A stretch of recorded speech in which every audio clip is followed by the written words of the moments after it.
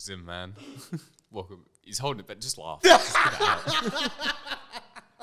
So, okay. Start now. Oh, welcome. Well, so you're also kind of second home. It seems like you're here every other week. It but is. People think I live here. Yeah. For real, it's People crazy. think we live here. Yeah. People think there's like 20 people who live in the studio, like just because of the amount of people that come through. But like, welcome to the new and improved podcast. As I think you're the first. Oh no, you're not. One of the people who were on the old one. At your garage. Were you at the garage one as well? With the black and white photo, with the dartboard behind me. Yeah. So you did the garage version, the old one here. Which is unreleased. Yeah. And this one. And your own one here. And Student Doc. You've been on almost every single podcast that rolled through the doors. You're collecting them. More like Thanos with the fucking stones. Might hold the record for the most podcast appearances. Come on, man. I think I got 3 Polaroids as well. Jesus. Christ, man. Putting in the work. Prolific, which is what we talking about, which is your current fucking rampage of releases. Man, it's crazy. Like, I think this year I'm aiming for like 100 projects I dropped. So I'm not even talking about reels. Like, you know, the little social media reels. Yeah, like proper projects. You know, like Billy Lockett and other musicians and stuff. I'm talking about like projects. Yeah, projects. Yeah. So I Which think I like did the calculations, and it's like your collaborations and stuff like that. Yeah, so actors, photographers as well, musicians, fashion people, like anyone. Like I literally put on my story, who wants to work? Hit me up. You replied as well. Yeah. I worked with Leo Robinson recently as well. Nice. Just all sorts of people. I'm just like, let's fucking work because low key, I'm going to say I'm very. Even just that little conversation we had, I'm like, fuck it. I think it's going to be cool. No one's done it before, I don't think. Like here in Northampton. Yeah, and I think as well, like I don't want to talk about it too much because it's like still. Yeah, it's something avant-garde. That's what I'll say. It's interesting. It's like one of those things where it doesn't feel like it's not an obvious collab. Like even though we talk consistently as well, it's interesting. Well, no, like it's not like an obvious collab between photographer and filmmaker to go and like. I feel like usually the common sense would be like, I'll go shoot some photos and you film me doing it. Would be like the logical, straightforward way, but we're doing something kind of interesting that I think is going to feel like a project for both of us, which will be. Yeah, we tap into our own kind of skill set. Yeah, and something that I feel like only.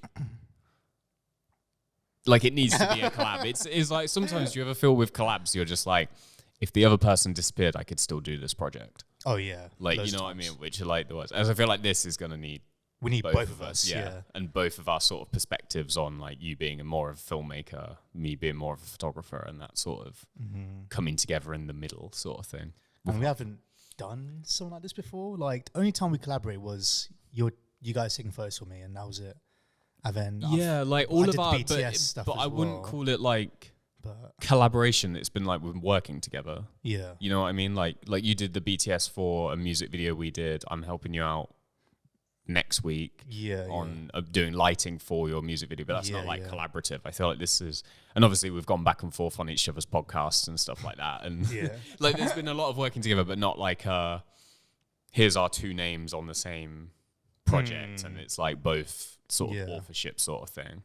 Which it's about fucking time. Jesus Christ. Dude, how long have I knew this motherfucker for like 5 years? And now we're just collaborating? But we had the fucking pandemic before we collaborated. Bruh. But sometimes that's good though, because I feel like there's been like, in those 5 years, like both of us have fucking moved in sort of like, not different directions, because that makes it seem like I'm not friends with you because we've grown apart. We can't hang out. It's like we're both in our sort of developing our sort of practices and what we do, and like getting to a point where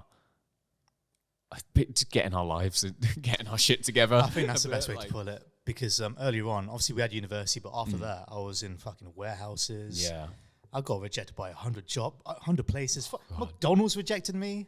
Fucking McDonald's, Greg's. All these motherfuckers reject me. You guys are fucking pricks, mate.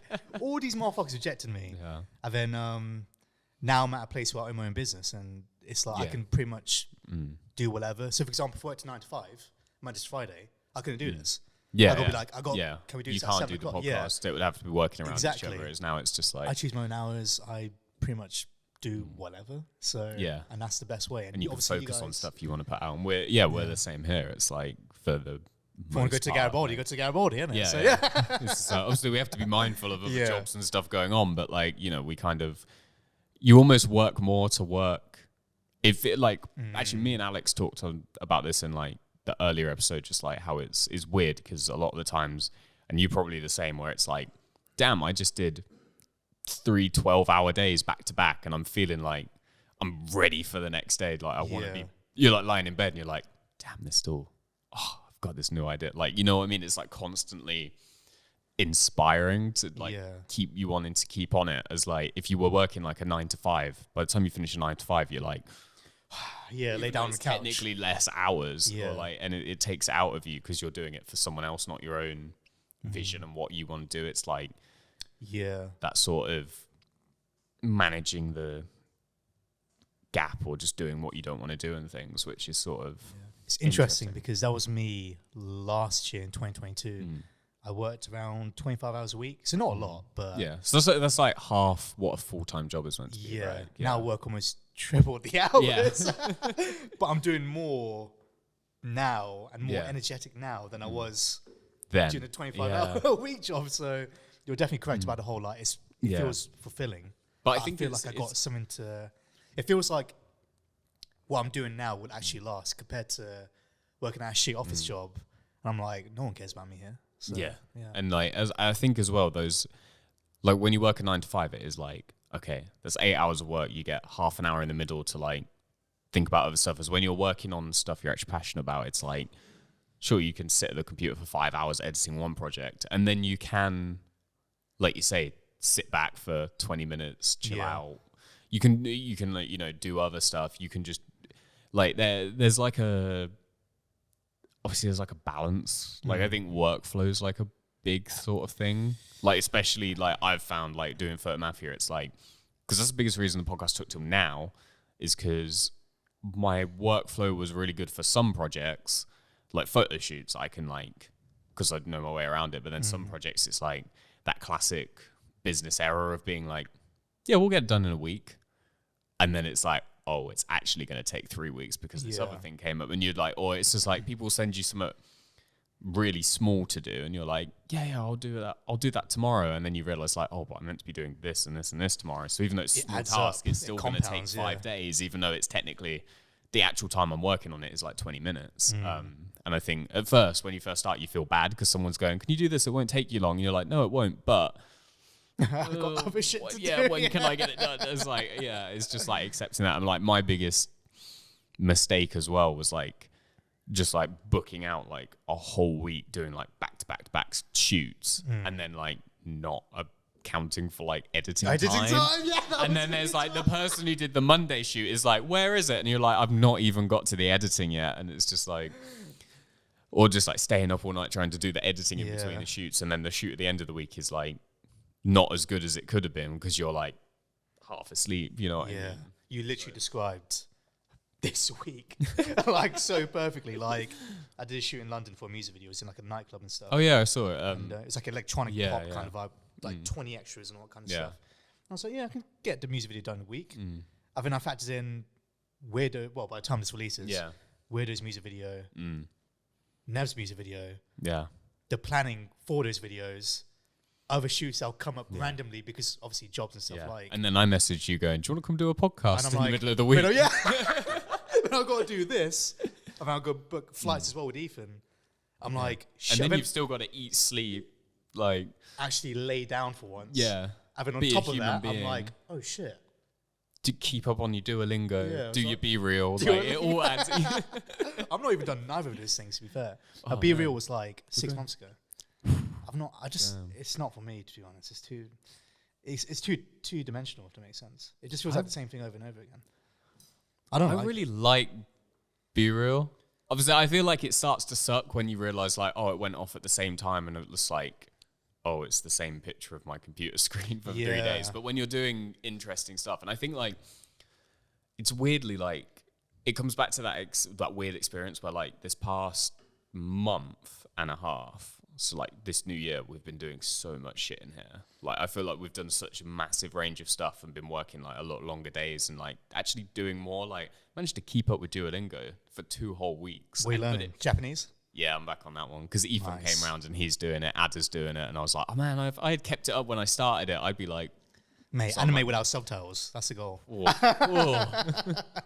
But like, but yeah, it's just like all those little good habits and stuff that I've been able to do, which like before when I was like overwhelmed with work and like hadn't planned properly, I was like, I can't walk to the studio today. I've got to get the bus. And then it's just like, now I can like walk to and from the studio, and that's 3 hours of time, but it's like I still get everything done, have time to like chill, you know, but we're getting more done and like feeling a lot better. You guys had like a fucking strong start to the year as well, like just back-to-back work. We had a strong weird start because obviously we had like the break-in and like a few other things, but the actual like but the weird thing is it was kind of like a good thing that like the break-in happened, but it didn't like knock us. Like we were prepared for it. It was just like, I'm not saying come fucking rob us, but like fuck off. We've got serious systems. We will know exactly who it is. We will kill you. But like fucking like being able to be like, oh, it's actually all going well despite that, and we'd like started like shifting. And plus as well, like New Year's always a time to be like, you sit back for a little bit. And normally for people who work in like creative stuff, it's like New Year's, it's like, cool, Christmas to New Year's Eve, I get 5 days off. Like, you know what I mean? Which you rarely get. Because no one's like a job winning, like no one's going to have a music video by then and stuff. Like everyone's very like, I want to spend time with my family. Everyone wants to hang out. Like, you know what I mean? And it's like a good time. And like, obviously that means a lot of people book stuff in with us in like January, and like we hit the year running, and we've like planned, like we planned to do this before Christmas. I think like it was swimming around. It was just a matter of like figuring out how it was going to work and like adjusting our other workflow around it so we could do more while living an even more chill lifestyle, like and getting the best work out of us with our sort of practices, which is like always a thing that keeps developing as you're a creative. I feel like, because even for me, it was like going from being at uni being like, I can just do any weird art project I want, to like having to do commissions. Gotta get the bills paid. That's just how it is. Like that's one thing I always said to myself, I'm not doing corporate. I'm not doing corporate.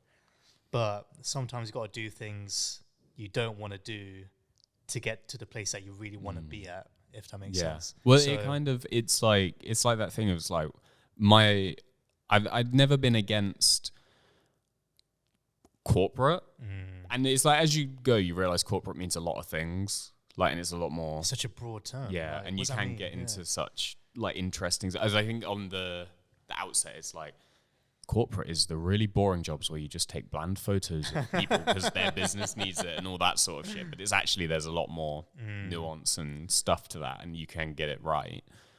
But it does mean that you're improving your craft while you're doing it. You're getting paid for it, and that means you can put that money, because it pays up. Sorry. God, the coffee. Project accepted. But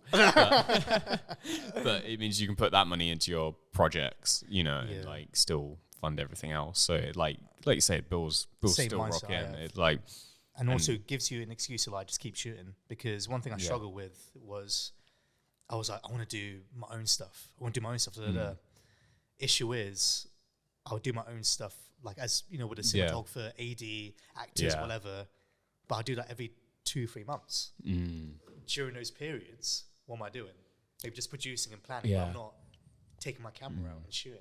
But with the corporate stuff, it's like keep shooting, keep shooting. You just improve yourself. And also, like, it teaches you new stuff, and it, because like if we didn't do, you know, podcasts here or like shoots here and whatnot, this podcast wouldn't look like it looks like now. One, because we wouldn't have met all the range of different people. Two, because I'd still be recording it in my garage and wouldn't have a studio. The garage was lit though. It's true. It's very true. But like the thing is, it's like all these different things, like all the lights we bought for music video projects, because it's like we earned enough money, bought them to make the next ones better, and then it goes into the same with the cameras, same with the mics. It all sort of feeds back into itself, I find. And it's like, and because we've done other jobs, we then can afford to spend today doing this and producing content, which will, you know, hopefully feed into more collabs and jobs and good stuff for the studio. But it's cycle, but it's a bit more fun. And I feel like this time around, compared to when I was doing the older podcast, because everyone's a little bit older, people have a lot more to say. and a lot more experience, which comes with because we're old now. But like, I'm not that old. Fucking hell, man. You said you were 25 this year, bro. I am, but that's not old. It's only a quarter of a century. Fucking hell. But you think about like since uni to now, like how much shit we've gotten done and how much more you've kind of like learned experience. You're not talking about, you're talking from your own experience and have something insightful to say rather than talking from little bits that have happened to you and then comparing it to other people and trying to sort of... Your views change quite a bit and just everything about you changes. Like I feel like that's an underrated aspect that people don't talk about, the gap from 19 or 18 or whatever to 24 and just how your perspective of everything just changes. Art, relationships, family, friends, business as well. Everything changes and your goals as well. Because I was like, every fucking media motherfucker said this, but I'm going to become a great big filmmaker, but there's so many things in between that people don't talk about. Just because people think, oh yeah, Ridley Scott made Alien at 40, I think, or 39. Smart. But people think he just went to that. He just woke up one morning and was like, I'm going to make Alien. But like in between, like he did like commercials and all these little bits.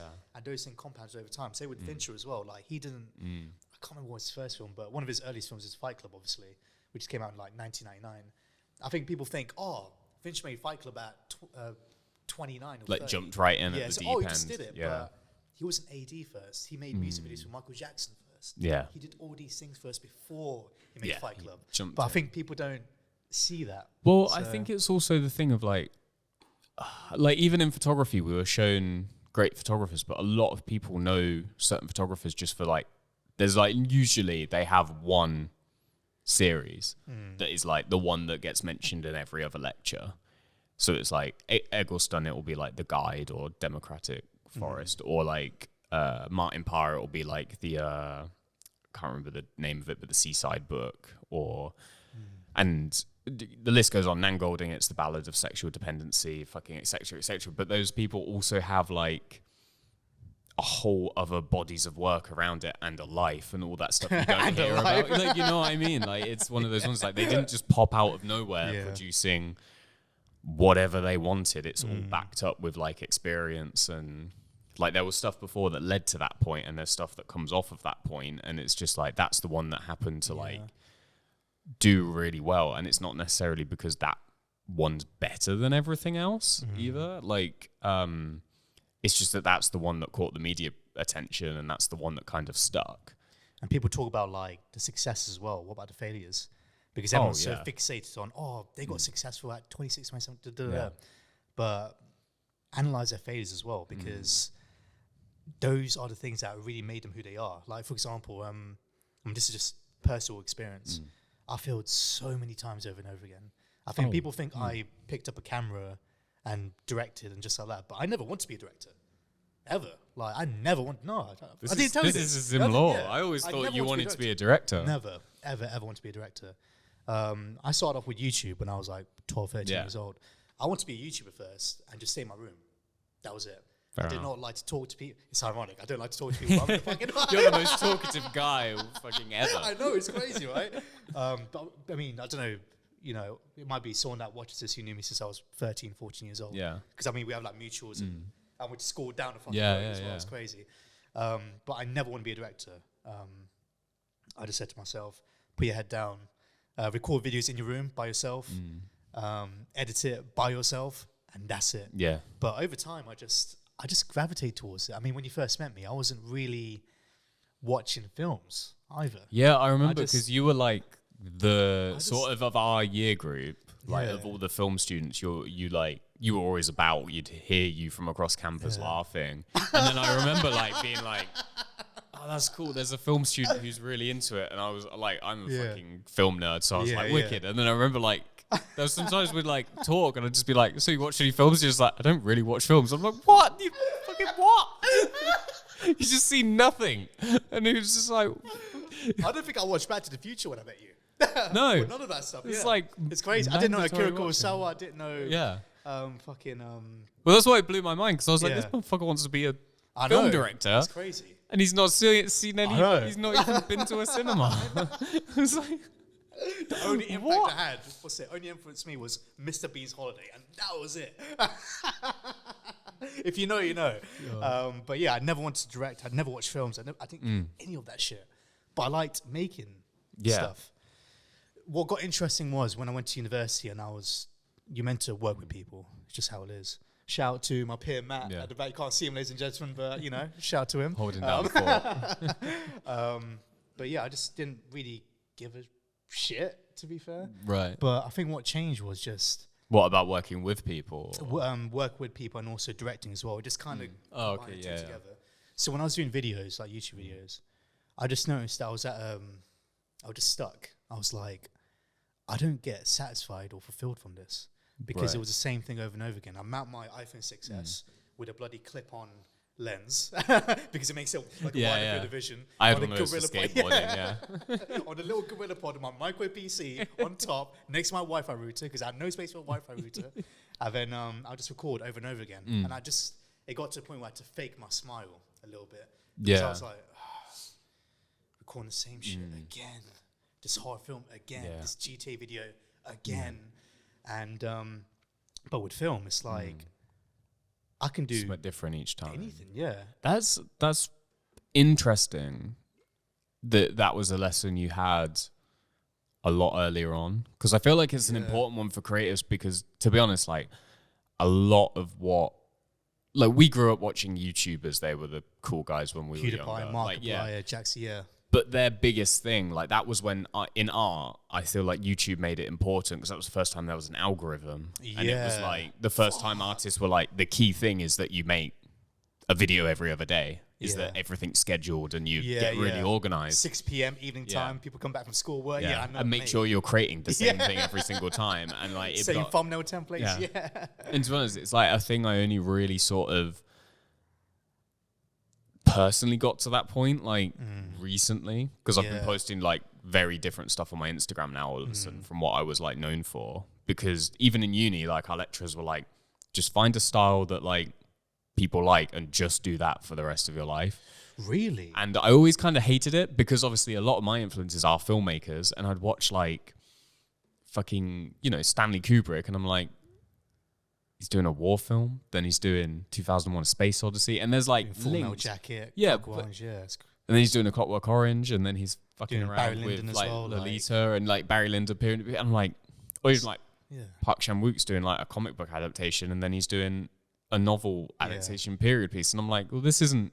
And obviously there's now I'm a bit older, I can see like there's commonalities in their style, but the style isn't like in photography. It was like very much just like pick a visual style and stick to it, which I always sort of hated because I was like, well, the filmmakers can go and make what they fucking want. It's like, why am I fucking being told what to do? And then, but I was kind of lucky that I had that bit of style, but it got to the point where I'm just like, I felt like you did, where it was just like, okay, a lot of people still go, that's a really cool photo, that one's really cool, that's really cool, but I'm just like, I'm not even like using my brain at this point. Like it's getting boring like for me, and then it gets boring for me, and then the photos get boring because I'm not interested. I'm just being not like challenging yourself. And I'm just like, the style will just do its thing, which it doesn't.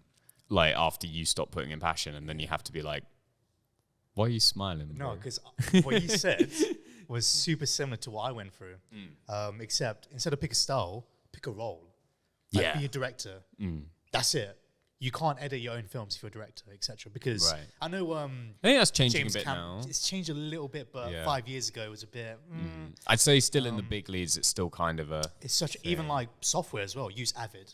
Yeah. And I'm like, but films are being edited on Premiere Pro, and DaVinci Resolve is becoming a new thing as well, because it obviously started as a color grading software, and then now it's evolving a little bit. Now it's a competitor to Adobe. It's a real big one. The reason why I smile is because I resonate with that a lot, and I always hate the fact that people said, okay, if you're an editor, that's it. You cannot be anything else. And I was like, but I want to direct, edit, write, produce, and color grade. Yeah. Like, and I think it also comes from like when you're young. Yeah. It's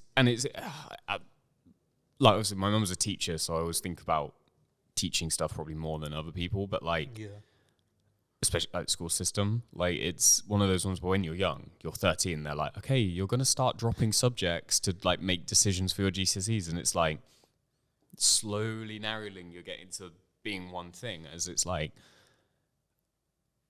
I hate that because it's like, well, I want to try out, like I got really like much more into like video lighting more recently. And then that's fed back into my photography. It helps you as an artist. Like, it's just anything you do, even just like writing stuff feeds back into your photography. Like watching movies feeds back into my photography. And same for you with filmmaking. You've probably like it's just random things like, you know, read books, read fucking... Listen to albums as well. Because I tell you what, I've had more influence from like musicians than filmmakers. But now it's kind of shifting a little bit because I'm watching more film stuff. But when I was, obviously when you first met me, I would take inspiration from album concepts and albums of musicians and films, because the reason why is because albums are more passive, as in like, I can walk and listen to it. With film, I have to sit down. Yeah, it's an event. Put my feet on the couch. I'm making it seem like a chore, but it's like, fuck me. But I can do multiple things at the same time. Do you know what weird you say about it being a chore? Like when I first like got into films, it still felt like it's 2 hours, man. I gotta sit and I can't look at my phone because I'm doing a film a disservice. But like as time's gone, like more recently, like I've kind of threw myself into everything a lot more, and like like using my phone apart from messages, like using it for reading messages and Duolingo, like and Letterboxd. Oh yeah, Letterboxd. That's key. But like I don't even like I schedule all my Instagram posts, so I don't even get like distracted there. So I'm not watching any short form stuff now. And ever? Like you don't? No. Really? But I didn't do. I'm not doing that as like I made a conscious decision. It was just like I picked up, like I stopped taking the bus, so that was time that you're walking. So I can't walk down the street scrolling to reels. Like I'm here to do stuff. I've already got like a shoot or something on. Like I can't be sitting on reels now during this interview. You know what I mean? So that's, you know, a couple hours of my day eaten up. Like, and then if I'm at home, it's like, to be fair, I do still watch like Netflix, like TV shows, but that's still like half an hour chunks. And I try not to be doing two things at once ever. So, and because of that, and I only realized like, oh, I've just stopped watching short form because I opened Instagram, happened to go onto my explore page, and I was like, what the fuck is this? I thought I'd been hacked because the fucking shit was like, this week on EastEnders, and like I'm like, what is this? Like it used to be like skateboarding and like cool stuff and like stuff I was interested in. I was like, huh? Like this is weird. Like just loads of whatever's popular, which is like a lot of I think because of population in India. So I was getting stuff of just like random Indian guys. I'm just like, you get that as well? Yeah. You'll shout my people, but fucking, I mean, I'm not even Indian, but shout brown people, but fucking, you guys need to calm down, man. I was like, this is just so bizarre. And then I was like, Indian like special effects. And motherfuckers be turned to helicopters and shit. What the fuck is going on here, man? Yeah. So I just like, I open it and my explore feed is just like so not interesting to me when it opens the first stuff it pushes to me. So I just close it immediately. And now I'm like conscious of it. So it's just like, which is bad because now I might fall back into the habit of just being like thinking it's like in the back of my mind again. But and I think now, shout out Matt doing all our social media, I don't have to like dip my toe in rarely, apart from my own personal account. So it's sort of dropped off. And now films don't feel long. Yeah, I noticed that as well. Like I watch some films which is like 3.5 hours, but it feels like 30 minutes, 20 minutes. I don't know what, I think our just our consumption just changes. Like we just avoid the short-term bullshit. Because when it comes to reels and stuff, it doesn't stick with us. When it comes to a good film, that shit. The way it sticks Django. Is. Okay, the original Django. Watch that shit, man. Fucking Paris, Texas, mate. We can talk about films all day, man.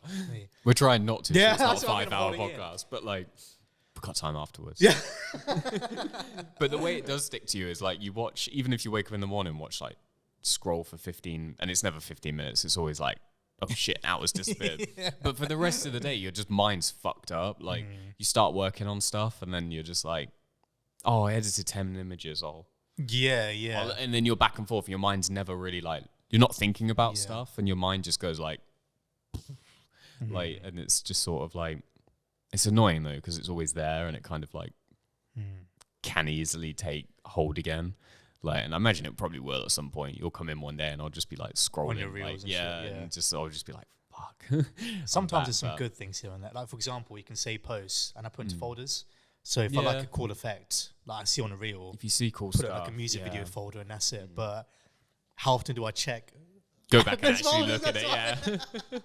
But that's the thing, I found like for me as well, like I got to a point where it was just like, obviously I was like falling a bit out of love with like what I was doing. Like the last big project here that was the exhibition in September was like sort of like doing that style until I knew there was nothing left, because I was like just fucking sick of it.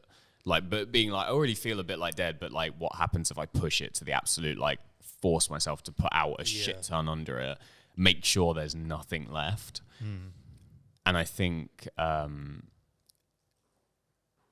lost my fucking train of thought, dude. But I think pushing it there, but it like combined with like I needed something new to replace it with, and couldn't find that because I was on reels. So everything I saw photography related was like, everything it sits in your subconscious, and all your ideas are from that then. And then you find out, you're like, you do all that stuff, and then you're like, oh, that's actually from there, and that's from there, and that's from there. Which is like, you still do if you're watching films or consuming like other art forms, but would you rather your consumption come from like great films and like really brilliant pieces of art, or would you rather your inspiration come from Instagram reels that are probably also someone else making the same reel as someone else? It's like a difficult balance. It's just a never-ending remix. Yeah, literally. And it's like, do you want to be the remix of the remix, or do you want to like pull from like the original source and kind of like come back to stuff? Because I've been really hard trying to like pull from sort of real life and what's going on around me, which I've always been interested in as like photography as a sort of diary. But like trying to lean into that more rather than trying to like, it's weird because it's like trying not to be too over the top or like too set up and too like getting away from what I think is good as well for other people. But I like the way like your recent Instagram stuff is like, you don't give a shit anymore. Like, I know it's like the captions are like, I don't care if this, you know, I can't remember. Yeah, I feel like I need to add a little bit. It's just like, I don't. And they're nice photos as well. Do you want when you went to, I think, South Africa? Going about the window one. Yeah, that's a beautiful People shot. love that shot. And I love that shot as well. But it's something that like 6 months ago I would have ignored and been like, it doesn't fit my style.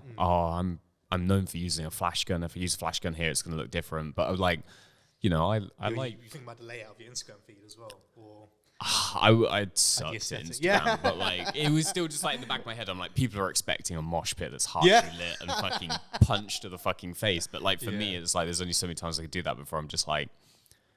I think the older stuff, that the ones that still mean something to me, is because it was like my crowd of people and a community that like they face same paces pop up, and you can like tie in their sort of their links to the band and the town and the community aspect. Is when I go to other places to shoot and it was just a gig that meant nothing to me. It's like, it's not my people, it's not my scene. It doesn't mean anything, even if the pictures are visually similar, you know. So it's like the context behind the images, basically. That means you just resonate with it a lot. Yeah. Like 20, 30 years time, you'll still remember those days, but if you go to fucking Manchester or London, you don't know these people. You just need to do a job. It's like, I'll forget about this in a week. Respectfully, obviously. Yeah. It's just like, like, it's no criticism to their scene, but it's like, it's not not your crowd. It's not my place in terms of like the art side of things. And I think like, like the Instagram at the moment, it's not, I think I've sort of it's not like I don't give a shit. I still want to produce good work and stuff, but I think there is still an element of just like being a bit more exploratory and being like, why does this not too precious with it? I don't think. And it's like I can be precious with my books and my serious series that still exist and still get posted onto Instagram, obviously. But like, and my like commission work, but like my personal stuff can still be like, it's really exciting when you have an image where you're like, it's good, but I don't know why. Like you're playing around and you're just like, I really love this photo, but there's no like, because normally you can sit and go, oh, it's composition, it's this effects you've used that makes it cool, it's this person, it's the memory of this. But sometimes you look at stuff and you're like, huh. And it's like sort of surprises you in a way. And then same with film as well. Yeah. Like even I like to shoot indoors and outdoors because weather, outdoors has more like things I can't control. But some of the best shots I got were all outdoors and things I can't control. For example, I did a shoot last Saturday, and I didn't plan this at all, obviously, but outdoors, the fog, it looked like some Silent Hill shit. Oh, dude. And like everything was just so, the attires that the actors bought. It just changed the mood of everything. It was just crazy. Worked, like I was going to go for that kind of like surrealist avant-garde approach originally, but the fog. Yeah, it's just beautiful. I didn't do location scout at all because of time and stuff. And also, it's like a 30-minute drive as well. So you have to get there and back, and it's just too much hassle. But the fog in the open space and just the way the actors went sync, and obviously the fog was about to go away as well. So we just got it right on time. Yeah. So it's like, it's the little things where you don't expect it. But that's something you can like plan for next time also. Yeah. You're like, oh, they want this effect, and I know it produces that because I've done it before. And it's like you're given those opportunities, and now it's like in the back of your mind, it's like, oh, I can do that next time. I can feed that back in and do it in a more controlled way for those situations where people are like, we need work that does this. Yeah. And then you can do it like a professional would, where it's like, here's what I've done before, and here's why it means this and stuff. But it's those little mysteries that when they're given to you by chance, and it normally comes out in your personal work where you're like, oh, and that's where you find the sort of excitement from your own work a little bit. And I think I want my Instagram to be sort of reflective of those, like a little diary of those moments. And it's like not really caring if it becomes weird. Like, I think that's the beauty of it. Like everyone's so, I've been noticing this a lot recently, but everyone's trying to cater towards the algorithm so much. But I remember, back in the day, like I was like you already noticed, but social media detoxes. Yeah, I was away from being on the digital world. I would release, I think 2022, I made 5 posts. Yeah, like the whole year. And then I think 6 story posts, like which is like fuck all. Like and the story is crazy as well, bro. Story posts, like just factoring actual. You know when you make a post and you reshare it as a story, etc. So that was it, and I just didn't. Yeah. I was so precious with it, but now it's like I fell in love with imperfection, like a lot, and now it's like I'm on this hot streak of putting out shit because fuck it. Obviously, I do the guerrilla kind of filmmaking and stuff to improve my DOP skills and directing. Just practice basically, just to make sure I'm not rusty in the future for big projects. Yeah, you're ready when someone comes in and you need it to be sharp. If someone's like, "Oh, let's do a shoot this Saturday. Can you direct?" I'm like, "Yeah." Yeah, that's it. But back in the day, I'd be like, "Oh, I'm gonna need a color-coded spreadsheet. Gonna need a little warm-up. Yeah, I need to warm up. To get ready, get on a diet, start going to gym again." Like I'm preparing for a marathon or some shit, or the Olympics. Yeah. But I just fell in love with imperfection. So I know we're kind of like circling around from your original question where you said you're on a hot streak, whatever. But to tie into that, I just fell in love with imperfection. I'm more fired up than ever, like period. I think I haven't had a hot streak like this since I was 16. When I was 16, I released like 190 videos, like full. I'm not talking about reels. I'm talking about actual. Well, YouTube videos, like 10, 20 minutes, some an hour long because of Let's Plays and stuff. Yeah. But I think I'm at like the best crazy spot of my life. Even my DMs has just been like, "You've been fucking crazy." I'm like, "Oh no, thanks." Well, that's an interesting you say about like the DMs and the response to it and stuff. It's like this weird thing where, like you were saying, everyone tries to cater towards the algorithm. That's never. Yeah. Like it makes sense for like a brand or a business or something to like play it safe, but I think that's also where for me, I've started posting different stuff, and actually like the interactions have the likes fluctuate because there's sometimes where I'm like deep in something that no one else gives a shit about, but there's some where it goes the other way, like the picture of the window that you really like, that got like comments from people I've spoke to like once, comments from people who I haven't seen in years, and like got a lot of likes and people resonated with it heavily, but I would never have put that out if I was trying to be like, how do I make stuff for the algorithm? It wouldn't have worked. And it's like and I think applying and applying that to everything. But I've noticed, like, have you ever felt frustrated when you're like, I'm putting all this time and effort into stuff I'm putting on Instagram, and then my friend who's got like just a personal account posts a selfie, or like if I was to post a selfie on my account, you get Yeah. Like, yeah. Yeah, and it gets like double the amount of likes you'd get for like a photo you've really put I time find that into. frustrating a lot. And you're like, fuck. So but I think it's because you're trying to appeal to the algorithm and people just go, that's for Instagram, not for me as their friend. I'll ignore it and let it do its thing. And then it doesn't blow up because no one's resonating with it. So it's just like, I think trying to treat it not like a business, to trying to treat it like my version of communicating through photography. Treating it like people would treat a person on Instagram, but my photography is going to look a bit different than like people's phone photos. You know what I mean? Because I'm a professional photographer. I'd hope they'd be a bit better, but like, or have a little bit more of like a thinking behind it, you know? And I've noticed that does a lot. But it's that thing of not letting, like, I'm not making this podcast now for, it's going to get 15,000 views on YouTube. That's a mistake that people make as well. Yeah. I'm going to start a YouTube channel and I'm going to get 1 million subscribers in 2 years. Slow the fuck down, okay? You need to stop this fucking bullshit.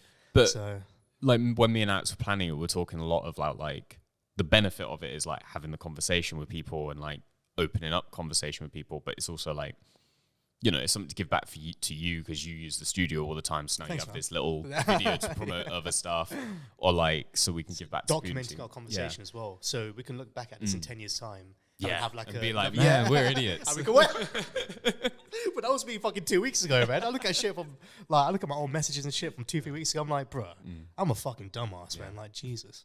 And it's just like a good excuse to talk to new people as well. And it doesn't even matter. And like, hopefully, because we're talking in that way and we're like getting into our creative mindset, someone else might give a shit, someone else might not. But we got to have the conversation, which I think is like the key. And I think that's why I burnt out on the old podcast, because it turned into like, how do we quickly use it to like get stuff for Photomafia before Photomafia was really ready to start showing people who weren't like part of the journey. Yeah.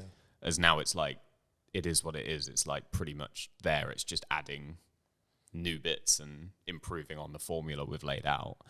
So it's funny how like the things you do for yourself, even like from a business aspect, from the short term, people think, oh yeah, but you're not making money from this. Like, why do you care? But it also benefits you in the long term because it enforces that unique selling point. So, for example, when I do the Mental podcast, podcast, shout out, which is filmed here, by the way. Just returning here very soon.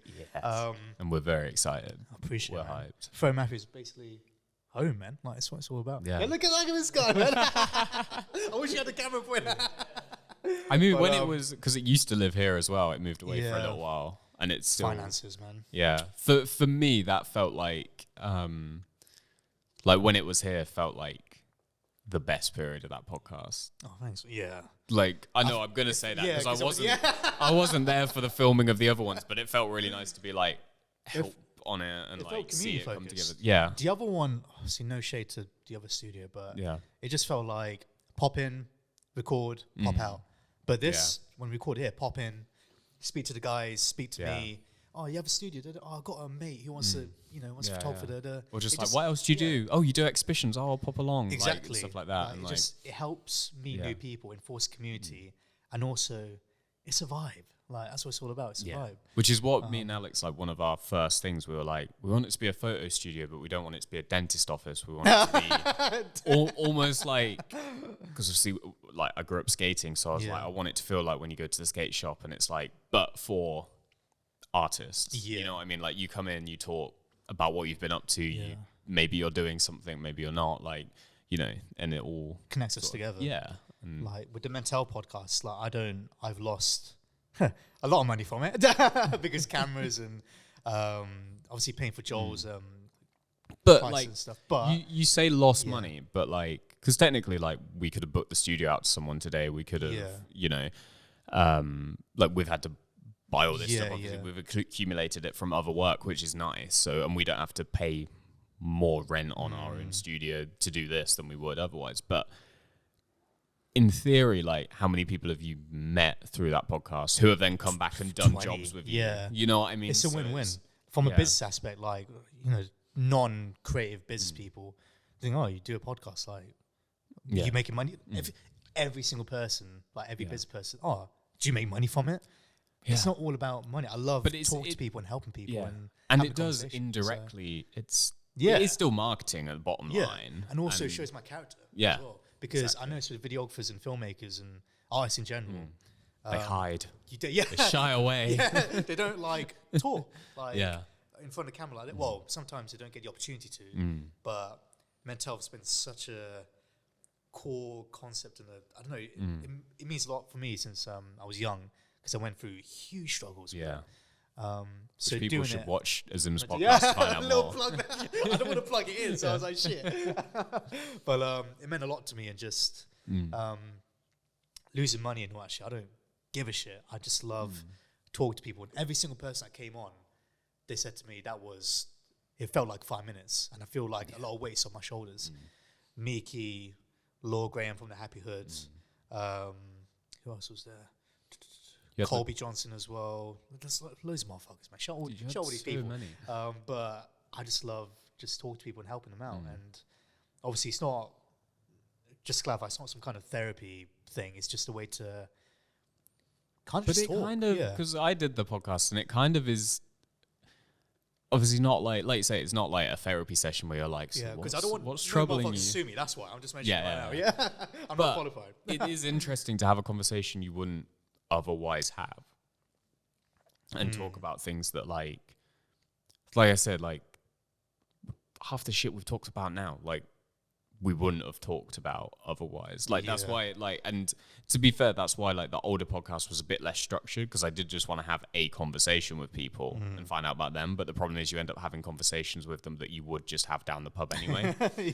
So it kind of like, some of them felt like, should we just not turn on the mics and we just talk? It's like, I've found like, I've always been really interested in like peeking behind and seeing what people are thinking when they're creating stuff, and they're sort of, because that's where the interest in it enables me to as well like appreciate other people's art a bit more, because they might be putting out stuff that looks visually cool, but there's always that thing of like, what does it mean? What's the thing? And I always like, you come up with theories in your head.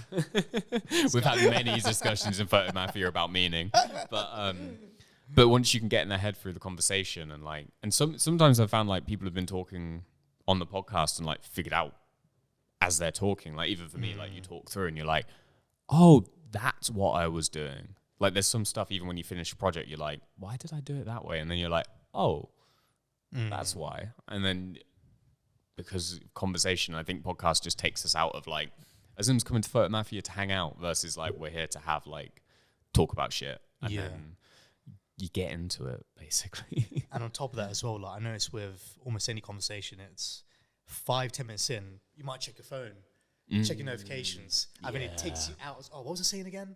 Yeah. I mean, just what was I saying? Oh, look at that video. You're like, isn't this funny? And but like, this is like one of the rare times I have a conversation with someone without a phone out. Obviously, I know it's a podcast and stuff, but without interruptions as well. Without interruptions. So because I'm sure Alex sits behind and goes, "Oh, I've got something to say about that," but he's not allowed to talk because he'll ruin the episode. But like, we need a third cameraman. Fucking hell.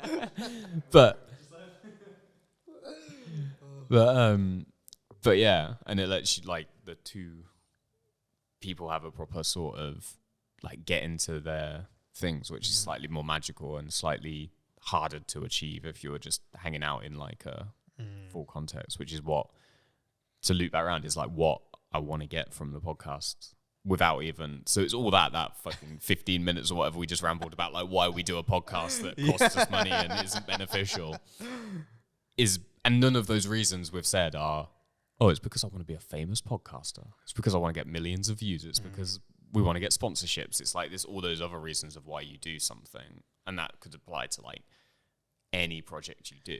What do you think of those people that, not just podcasters, but people doing something like film or photography or podcasting?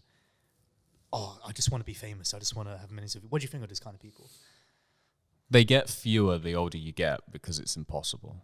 Yeah. You can't, I don't think, there's a few that like they might, I feel like with the current era of like TikTok where someone can just post something random and it can do really well and they can make a career off the back of it. But even those people don't last very long because they jump from like making something kind of cool in their bedroom just to like having to be like a full-on professional overnight. And it's doesn't they haven't found what makes them tick with their work. Yeah. Because they're just chasing numbers, and it's like, well, once you've got the numbers, what now? Where's the motivation to keep going? It's like, it's why a lot of rappers sometimes release like one good album that does really well, and then they disappear because it's like, well, you weren't in the creative process. You were just trying to like, you want the luxuries and the numbers. Yeah, and it's once like, you get the Rolls Royce, once you get the millions. And I wanted the Rolls Royce. I've got it now. Why would I keep doing it? It's like, exactly. It's like, why would I keep doing the 9 to 5 once I've got the money sorted? Because it's like when you're doing your own thing, you have to find out the reasons you're doing it. And it's like, you've got to make sure that reason, no matter what point in your career you're at, it's always going to be, it's finding that little interest. What's your reason? I think like what we talked about earlier, being like, you get a photo back and it's like figuring it out. Because I think, and even when I was at uni, when I could be a bit more, I didn't have to worry about like getting commissions and stuff. One of my lecturers said, it seems to me that you're using photography to like figure out the world around you. And I think a lot of my projects sort of reflect that. Like, I tend to go to places that have sort of, or like when I form like one of my more consistent bodies, it's like the common thread between all my books is like, here's something that's happening. And then it's like Angels and Ghosts was the hands during COVID, where it was just like a weird time where no one could see each other, but all our communication was video calls. No one used Skype in years. And then fucking COVID happened and it's like, Zoom became a word. I was a Discord person, I can't lie. So. But like, you know what I mean? Like, Skype. But even Discord, like you wouldn't use a video call. Or even Zoom. Like, Zoom's fucking... Zoom came up during COVID and it became like, it was like, you know how people say like, Google it as like a verb? People say, let's do a Zoom. Yeah. And you know that's a video call. You know, it's just bizarre. And there was all that sort of that project about like how it shifts our communication. But at the time it was like, this is just a weird time. I don't know what's going on. And then... the book that's coming out soon, which is about one of the kibbutz in Israel, like that's another situation where it's just like a very confusing place and even more confusing with what's happening now. And it's just this weird thing of like, oh, the world goes, these people are meant to be like evil fuckers. And you go there and it's just like, they're all fine. They all have nuance. And it's like going there to find that out. And like, even the photos in that project, like I didn't know why I took those certain photos and then having to sit and figure out afterwards. It's like, so essentially you're like Dora the Explorer as a photographer. Yeah. Hell yeah. but that's like wherever it is, that's like the common thread, like the new.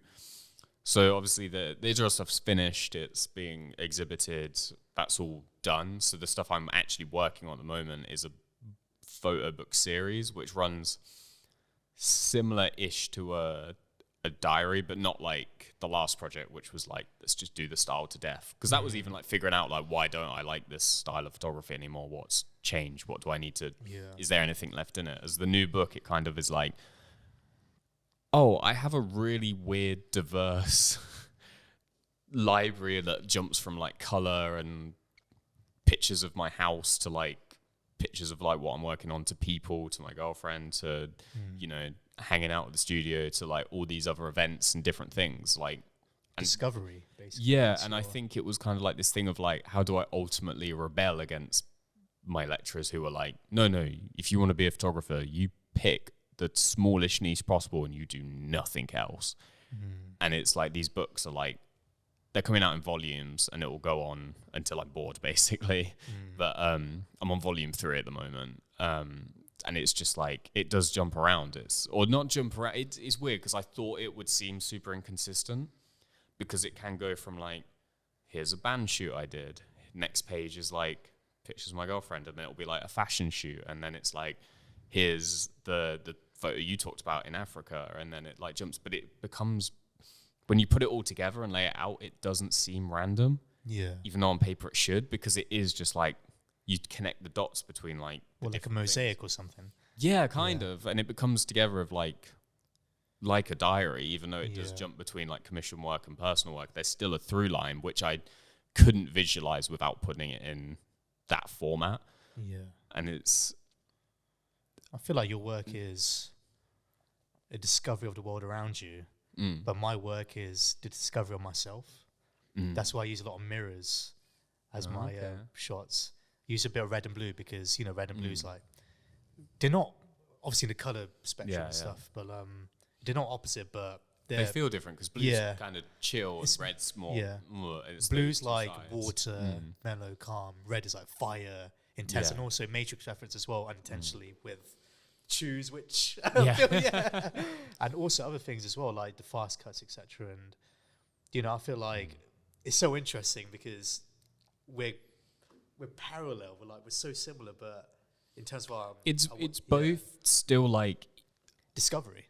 Discovery, and I think mine does also have like an element of like, even if I'm pointing the camera at something else, I'm still the one pointing the camera. So I think there is a very personal element to it because all those things like you said, like that mosaic, it's like they feed in different ways. Like everything sits in your mind, so it's kind of coming back to you. And I think the idea of shooting sort of subconsciously and figuring out afterwards is also like a big part of some of my process, especially with the Israel book, is like deliberately shot without planning, but then I've sat back and thought about what happened on that trip, and like every image has a reason, but there's no way I like planned it, and it works to an almost frightening being like, oh, so all the dots connect. But if I had set out and like planned the project beforehand and been like, do this, like gone back from that trip processing, when I'm going to go back and shoot this shot, it wouldn't have the same as a reader. It wouldn't have the same impact, which is what I wanted, because I think it is partially about like the process of creating it, and drifting through life is kind of important to it with that sort of stuff. The unknown is fascinating as well because I'm a big planner. Like, I'm spreadsheets, documents, all that motherfucking shit. But I don't plan 100%. I leave that 10% open. Yeah. Roughly, maybe 20, depends on the shoot, whatever, the budget. So allow room for creativity. Yeah, because sometimes we show up on set, and then it could be someone like Joel or someone, he points the camera somewhere, and I was like, whoa, stop there. And I was like, keep it that way. And it was completely unintentional. Do you know what's weird? We're probably the opposite with that 10-20% where you're like thoroughly plan, as like I've had to kind of readjust the other way, because the old podcast was like no plan. I'd put it out my mind until we turned on, and then I'd be like but just to see what happened. And like same with shooting, as I've kind of had to, like obviously in like commercial work you have to plan much more anyway, but in my personal work there is more, like this podcast now is much more planned out. With filming blocks, I've got the lighting set up, I knew how I wanted everything. We did like dry runs, I've planned out a bit before, but it's more like if you're 10% open, I'd probably say I'm more like that, but the other way around, where it's slightly more open, but like trying to figure out how much do I need to plan to get the best out, but not be boring for me, not be like, so today, Azim, this podcast, we're going to talk about this, and this. I want you to give 2 sentences here, sentence here. Wait, can you say that again? I think we can get it to work better for like all that sort of stuff, because then it doesn't become a podcast. It stops it. So it's sort of like, wow, that's crazy. It's sort of finding that sort of perfect level, because there is a point where it's like you said, it was like those YouTube videos. You knew exactly what the process was going to be. You probably knew exactly what you were going to get out, and you weren't finding anything new. So you just get bored, and then it's just like. Then I moved on to film. And rest is history. Like, it's crazy because alternate reality, I could have still been a YouTuber to this day. Like, my numbers were going up crazy. Like, I think I got like 500,000 views in like a year. Yeah, this was YouTube views, not real views as well. So actual, and also audience retention was like high, like super high. That's why 2016 was like one of my peak years. Yeah. Now it's gonna be second peak because 2024 is happening. Oh, dude, it's going good. It's going crazy. But it just, I don't know. Like YouTube and the old shit just got boring. Like film is like, you can never master everything. Like, for example, if you're a master director, all right, can you master editing and writing and color grading, etc.? Yeah. I know, times are changing with directors also grading and editing their work, writing their work, but I think also having do it all to a high level, having those skills, even if you do direct something and someone else is editing, you're still thinking about the editing while you're doing it. So when it comes to the editor, they're like, oh, I get what he's laying down for me to put together. Like, that's how Scorsese worked with his editor for like 50 years or so. He just has that dedicated one person to go to, and they just mesh well together. That's it. I feel like the reason why I edit my own stuff as well is because I started off as an editor. So finding someone who specializes in editing is difficult. And also, you're going to be spending a lot of hours with them. So not only you got to find someone that's efficient, but also you got to be together for like 10 hours a day. It's like, close that sort of creative gap. Yeah, it's like a full-time shift hanging out. So, but kind of how we said with opposite, because in film, it's like every single little task is like moved out to different people. As in photography, it's the complete opposite. Like, oh, you're hired as a photographer. You do everything.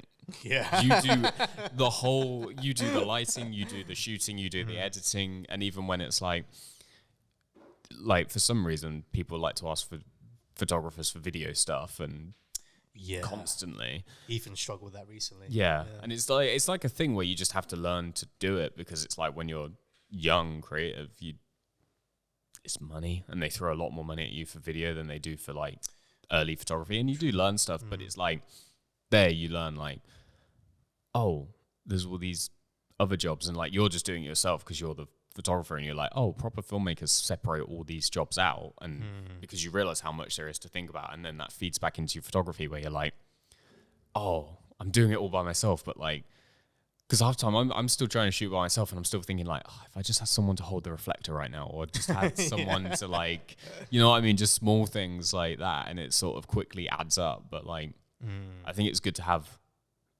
be able to do it all yourself. Adaptability. Yeah, because if something goes wrong, or you're hiring someone who like perhaps turns out not to be as experienced, you can still be like, okay, I'll sit with you and I can tell you what to do.